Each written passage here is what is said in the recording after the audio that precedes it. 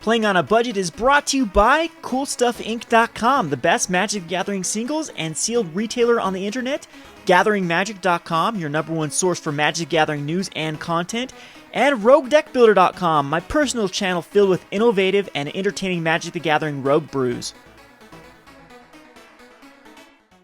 Hi there, it's Kevin with GatheringMagic.com here with another episode of Playing on a Budget. Now this is going to go back to Modern. We're still waiting for the cards from Fate Reforged to come out on MTGO, and as soon as it is, we'll go back to Standard. And actually, we're going to possibly use some of the newer cards in the Modern format as well. There's definitely some cards from the Fate Reforged set that I'm looking to brew around in Modern. So be looking forward to that. But until then, this is actually going to be pre-ban. See, the ban was announced, but it doesn't go into effect until Saturday and Friday, I believe, the 23rd, and today is Wednesday. So unfortunately, we can't use Golgari Grave Troll in the list that I have before you, which would like to see at least a one-of copy in this list. This is going to be a black-green dredge type strategy. But before we get into the exact strategy, we'll bring up the prices from Cool Stuff Inc. Now, the allotted Cool Stuff has given me a $200 budget for the Modern decks, and this one is going to run you right around there. There's actually going to be $45 more added to this because they only have one Vengevine in stock, and we're going to use 3 of them. So the Vengevine is the pricey card here, but I think that it is necessary. It's going to be the powerhouse in the deck, and we're going to run all 4 of them, and they're $15 a piece. If we would have made this a week ago, it would have saved us a lot of money, but Vengevine has been one of the cards that has shot up in value since the announcement of the bans. Yeah, and I'm going to use some other cards in here. I'm going to use a Chameleon Colossus. I don't know how well it's going to work, but the deck operates around another card with Death Shadow, and that's $3 a piece. Gravecrawler at $6.50. The Haakon Stromgald Scourge at $3.59. And then Lotleth Troll at $1. Jarad at $1.49. We're gonna use all the Lotleth Trolls, and then Varolz at 50 cents. And then we're gonna use Phyrexian Crusaders in the sideboard at $3.50. So I'm using Overgrown Tombs and Woodland Cemeteries. You could cut down the price of the deck if you did not have the Overgrown Tombs, and just use maybe a different dual land. I'm trying to think if there's anything that's less expensive. I don't know what Llanowar Wastes are at this day, but if you could just use Guild Gates, I guess, or you just plain swamps and forests, and that might be okay. The mana base isn't too bad here. You do want first turn black for sure, and then after that, the green, you'll eventually want double green for the Jarad and for the Chameleon Colossus. But again, that's not too hard. The mana base isn't too rough if you have to just play basic lands instead of the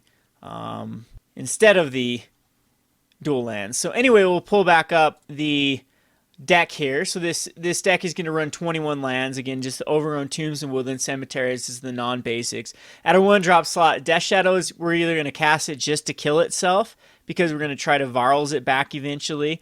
And the other 1-drop is Gravecrawler. Gravecrawler is going to come back from a lot of our, the good combination is go to Lotleth Troll into Gravecrawler, and then you can cast the Gravecrawler from the graveyard. Then we're going to run Nameless Inversions because this is a cool little spell. It's a tribal instant shapeshifter. It's a changeling, so it counts as every type of creature type. And there's a good little interaction between Haakon, Stromgald Scourge, and Nameless Inversion. And that's also why we're using the Chameleon Colossus in here, is if we do dredge the Chameleon Colossus, we'll eventually be able to cast it with Haakon. I'm just trying to test out the power level of the Chameleon Colossus in Modern to see if it actually is worth it. The protection of black seems pretty juicy, and I guess we'll have to wait and see if it can. It's got a nice little interaction too with Varolz, because Chameleon Colossus gets +X X its power. If I scavenged on a Death Shadow onto Chameleon Colossus, or even if it's not, even if I've just scavenged on like a Varolz and a Gravecrawler, so making it an 8/8, then it's for 4 mana you can double its power and pretty much be pretty close to lethal easily. So I'm trying to one of Extractor Demon here. I want see if the Unearth is actually viable. I love the Unearth on this guy. I think it's very underrated because it's a 5/5 for 3 mana, so it can get in there for 5 damage. It's almost like a ball of lightning. and then it didn't cost you a card. So Extractor Demon, I might want to go up in more of these if it ends up being a good card in this deck. If not, then we'll take it out and put something else in. So again, I'm not using any dredge. There's so many cards that could go into this deck. There's Life from the Loam to be more of a dredge type strategy. And then you could go Raven's Crime. One of the best way to upgrade this deck is to go into red and go Faithless Looting. And then especially Golgari Grave Troll, Faithless Looting allows you another way to draw and then dredge a lot of stuff in your graveyard and eventually get all the Gravecrawlers that you want. I've seen people use Bloodghast and the new Blood-Soaked Champion in this type of green-black dredge list. And there's just a few other cards. So I'm going to try this Rite of Consumption as well. I was going to go red for Flesh Blood, but Rite of Consumption does something similar. So there's an additional cost. You sacrifice a creature, and Rite of Consumption deals damage equal to the sacrificed creature's power to a target player, and then you gain life. So again, it's going to be, we're going to try for like a combination of where you cast Varolz, you scavenge something onto, so probably 4th turn. So 4th turn after Varolz is in play, and we scavenge a Death Shadow on most likely a Lotleth Troll. Then we can actually attack him with Lotleth Troll, and then after it does the combat damage, we can Rite of Consumption and sacrifice the Lotleth Troll to do the rest of the damage. I mean, that's big time overkill. I'm thinking that even like scavenging like a Vengevine or something else even on a Lotleth Troll isn't too shabby, to where then you can get it up and you discard Lotleth Troll, or just getting Lotleth Troll big enough through discard through Rite of Consumption. I have a lot of experience playing this sort of combination with Flesh Blood and Standard. I played a Jund Dredge list in Standard pretty religiously last Standard season. Ended up actually top 8ing a PTQ with it. And so I know exactly the power of Lotleth Troll, just discarding a lot of stuff and then going for the 1-turn kill. So I even thought about putting Night Howler in this deck. What we're running to put cards in our graveyard is the Grisly Salvage, as well as a Satyr Wayfinder. So only 6 ways, and then Lotleth Troll and Varolz can both... Oh no, Varolz sacrifices. Okay, so Lotleth Troll can discard from your hand, and again, this might need some sort of card like Faithless Looting. We'll have to wait and see to see if it's powerful enough. If we're going to go into just the black strategy, we could go in like Commune with the Gods, or I could run Zombie Infestation as a way to discard cards out of my hand. So anyway, though, the only removal in this deck is going to be 2 Doomblades. And then another cool interaction is it's going to be very easy to cast 2 cards with Vengevine, especially with Haakon. Haakon allows you to cast night cards from your graveyard.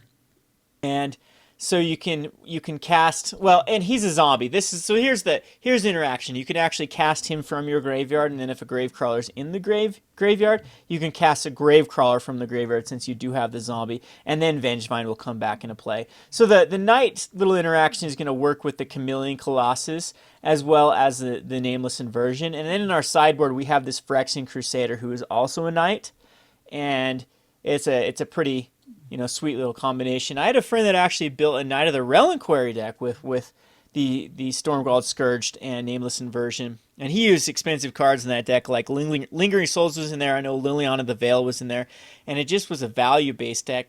They got so much advantage out of Life from the Loam, continuing to dredge, and it's even better with Golgari Grave Troll. So maybe we'll have to revisit that in maybe a Rogue Deck Builder episode to the Knight of the Reliquary and the Stromgald Scourge combination. But again, it gets very priced with like Liliana the Veil. Speaking of Liliana can make this deck a little bit better, as well as like Goyf. Tarmogoyf would probably make this deck very good, as well as you dredge a lot of stuff into the graveyard through Grisly Salvage, Satyr Wayfinder, etc., etc.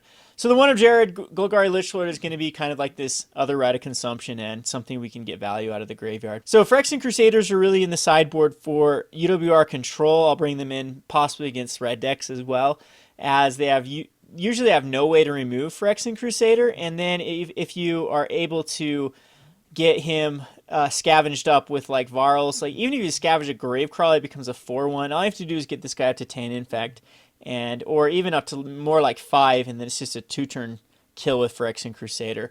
When I used to play this in a mono black discard deck, as Inkmoth Nexus and Phyrexian Crusader would be the finishers, it was very, very hard for UWR control to actually get rid of Phyrexian Crusader. So Devour Fleshes are in here for the Boggles matchup. Dismember's in here for Splinter Twin. Duresses are really going to be my poor man's Thoughtseize. And then we have Naturalize really in here as just a flex card versus Tron, I guess. I don't know if I'd bring it in Tron, but any sort of enchantment-based deck. And then same with Back to Nature. Back to Nature, Devour Flesh, Naturalize are really in here for that Boggles matchup. So anyway, pretty self-explanatory deck. You just try to put a lot of stuff in the graveyard, then get some advantage out of reanimating that. I mean, self-reanimating it through casting them from the graveyard or scavenging them from the graveyard. So anywho, we'll get to some games here. This has been Kevin with GatheringMagic.com. Thanks for watching. Thanks for watching Playing on a Budget. If you haven't already, please subscribe to Gathering Magic and check out our Playing on a Budget playlist, which contains every episode. Thanks again and hope to see you soon.